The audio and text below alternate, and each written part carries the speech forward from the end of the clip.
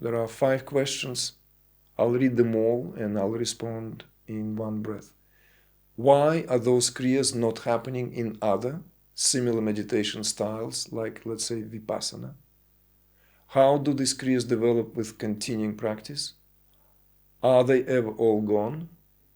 What do kriyas bring to spiritual development? Are they necessary at all? Do you ever ask people to leave when they simulate kriyas? Are there any other exercises in flowing wakefulness than meditation? Okay, very practical questions, and to tell the truth, folks, we have covered all these questions before from variety perspectives, all of these questions. But since these questions are kind of like belong to the classical reoccurring ones, we'll give it another stop, like maybe the... So why these kriyas are not that common in meditation styles like Vipassana, for example? Not just in Vipassana, many styles of meditations where meditations are based on concentration alone. Concentration, where the emphasis is on that past aspect, concentration.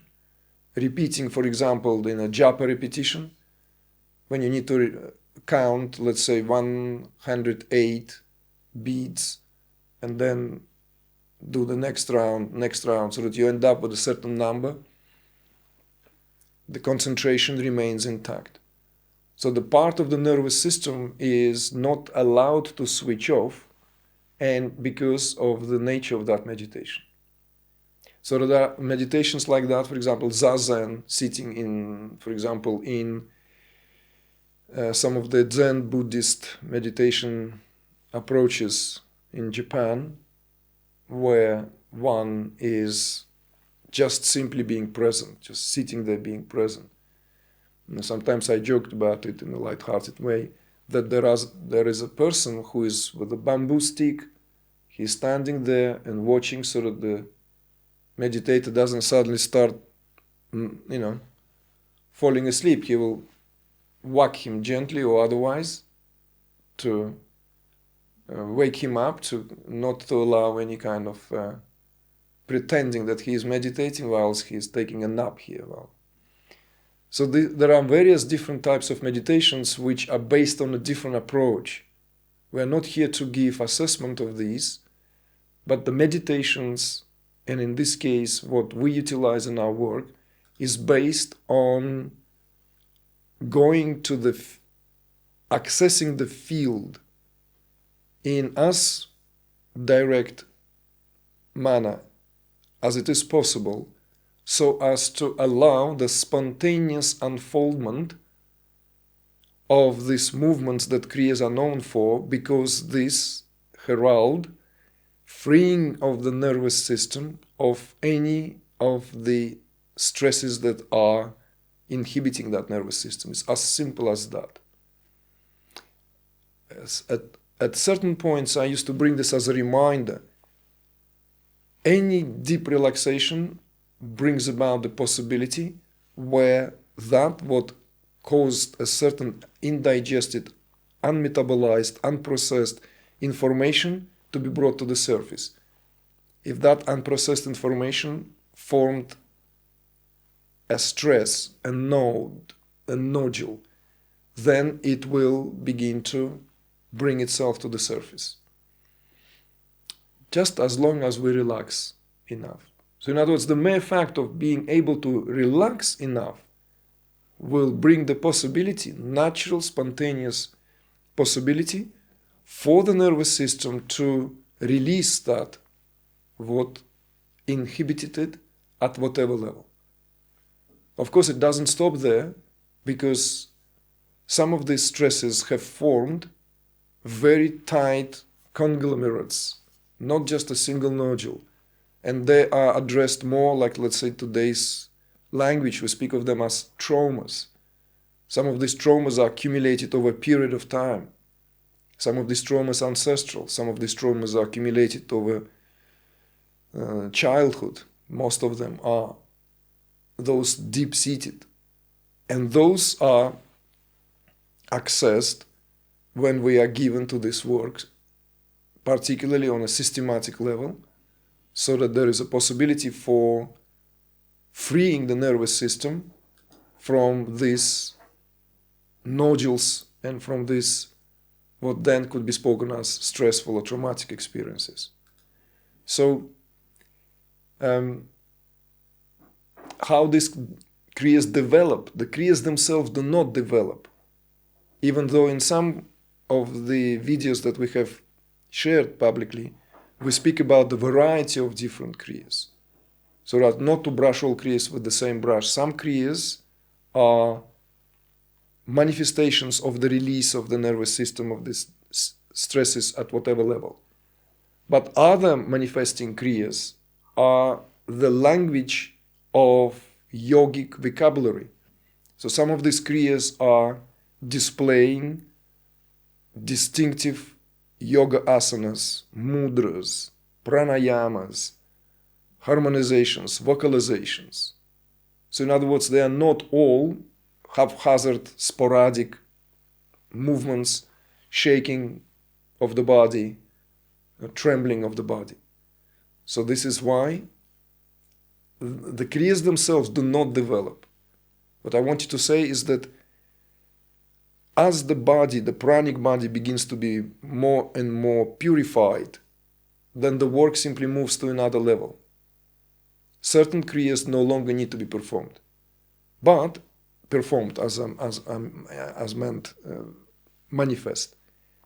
And yet, with that being said, the Kriyas, we could say, could remain for the rest of our lives, because this is also the way, the quickest way, our nervous system learned to shake off of the accumulated stress.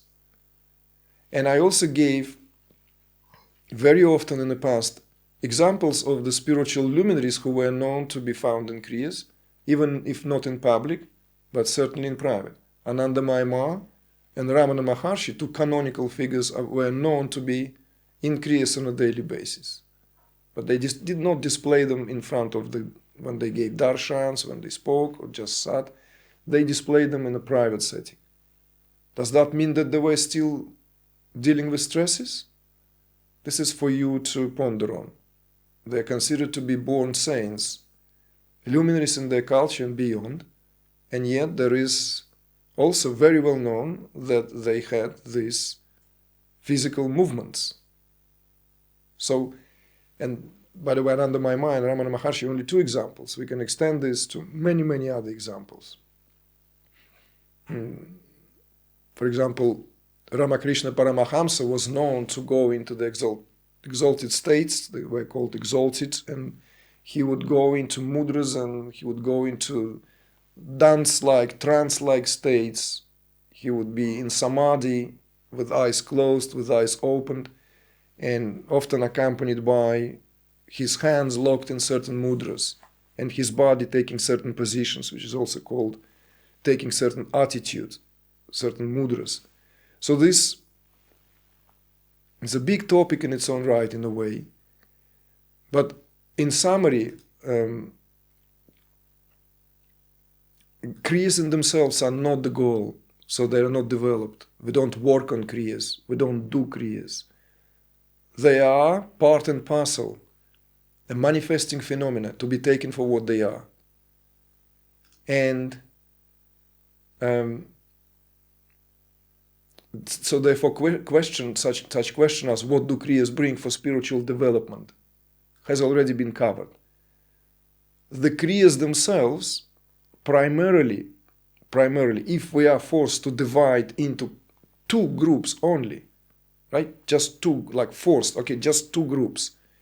Those that are associated with freeing the nervous system from accumulated impressions, unmetabolized experiences, and those that are strengthening the pranic field, strengthening the subtle body, opening the pathways of energy.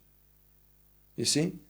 But then, if you are pondering on that, you will see that the territory overlaps here, because one equals the other. the greater amount of freedom from inhibited stresses opens up nervous system and opens up the pathways of energy which otherwise are clogged. You see? And that in turn facilitates a deeper purging and purification. So are they necessary at all? That's for you to now make this conclusion if you have heard this attentively enough. Do I ask people to leave when they simulate Kriyas? No, I don't, but I would suggest for people to be authentic, that's all. There's no need to pretend, no need to go into, and there are very simple tests to do to see whether the Kriyas are sort of like in a loop and somewhat somewhere self-assistant rather than spontaneous. So this is very, very easy to do the self-test, and we do that, and people find it very, very easy to apply. And finally, are there any exercises on flowing wakefulness and meditation?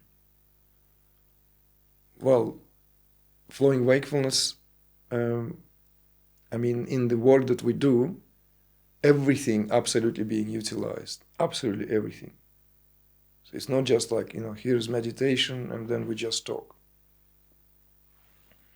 Emotional introspection, self-inquiry, awareness of the breathing, visualization-based meditations, mantra-based meditations, meditations based on just being aware. So there are many, many different modalities, but there is no such thing as exercises, because this is not understood in terms of exercises. It's, in a way, encompasses the entirety of our interactions on a daily basis and surpasses what we could call as any given methodology, because all this translates into us being simply more present to what we are at any given moment. So that is not an exercise.